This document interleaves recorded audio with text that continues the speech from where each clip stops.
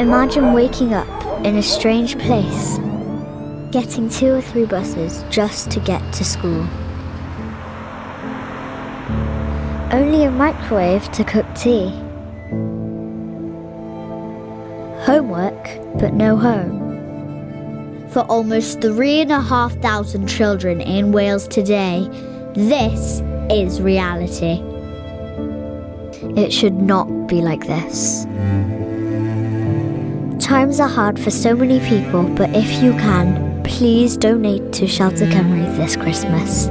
Help them to help the families, to help children just like me who don't want to lose their safe space, their home.